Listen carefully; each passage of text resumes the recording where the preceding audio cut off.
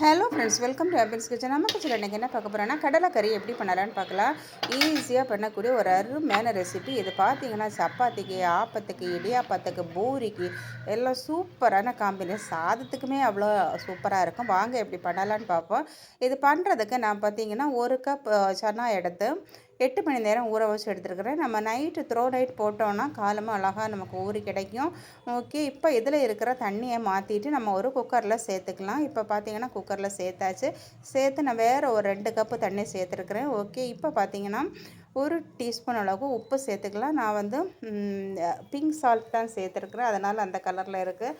Okay, இப்போ நல்லா கலந்து விட்டு இதை வந்து 2 விசில் விட்டு எடுக்கலாம். நீங்கள் ஓப்பன் பாட்லேயுமே வேக வைக்கலாம். ஓப்பன் பாட்டில் 10லேருந்து 15 நிமிஷத்தில் அழகாக இது வெந்து கிடைக்கும். ஸோ குக்கரில் தான் போடணும்னு அவசியம் இல்லை. இப்போ பார்த்திங்கன்னா அது ஒரு பக்கம் வேகட்டும். நம்ம இப்போ ஒரு கடாய் அடுப்பில் வச்சுருக்குறோம்.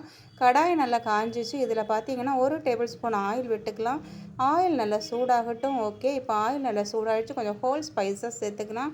2 ஏலக்காய் சேர்த்துக்கலாம். அப்புறம் பார்த்திங்கன்னா 2 பீஸ் பட்டை சேர்த்துக்கலாம். அப்புறம் பார்த்திங்கன்னா கல்பாசி 2 துண்டு சேர்த்துக்கலாம். கல்பாசி இருந்தால் சேர்த்துக்கலாம், இல்லைன்னா அவாய்ட் பண்ணிக்கலாம், ஒன்றும் பிரச்சனை இல்லை.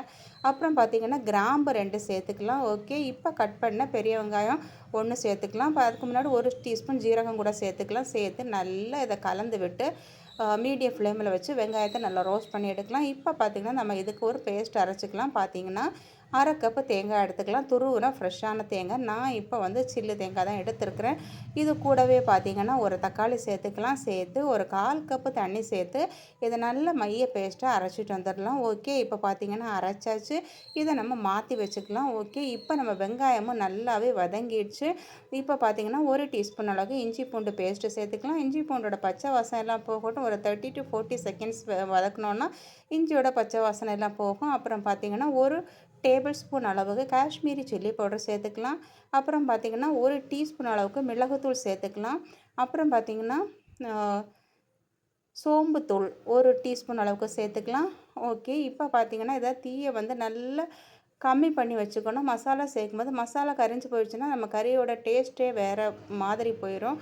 ஓகே, ஸோ இப்போ நல்லா வதக்கியாச்சு. இப்போ பார்த்திங்கன்னா நம்ம இந்த வேக வச்ச கடலையும் சேர்த்து நம்ம அரைச்ச இந்த பேஸ்ட்டும் சேர்த்துக்கலாம்.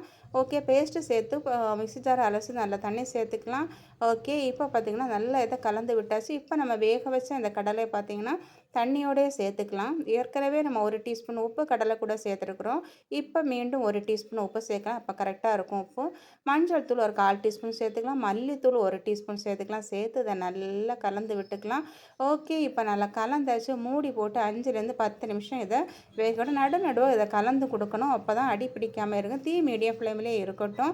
ஓகே, இப்போ பார்த்தீங்கன்னா 10 நிமிஷம் ஆயிட்டு நல்ல எண்ணெயெல்லாம் பிரிஞ்சு நம்ம கடலைக்கறி ரொம்ப ரொம்ப சூப்பராக ரெடி ஆகிடுச்சு. ஆப்பத்துக்கு, சப்பாத்திக்கு, பரோட்டாக்கு இதுக்கு எல்லாமே சூப்பரான காம்பினேஷன். கண்டிப்பாக ஒரு வாட்டி ட்ரை பண்ணுவோம். ஓகே ஃப்ரெண்ட்ஸ், இந்த ரெசிபி பிடிச்சிருந்தா அம்பியன்ஸ் கிச்சனை சப்ஸ்கிரைப் பண்ணி லைக் பண்ணி ஷேர் பண்ணுங்கள். பாய்.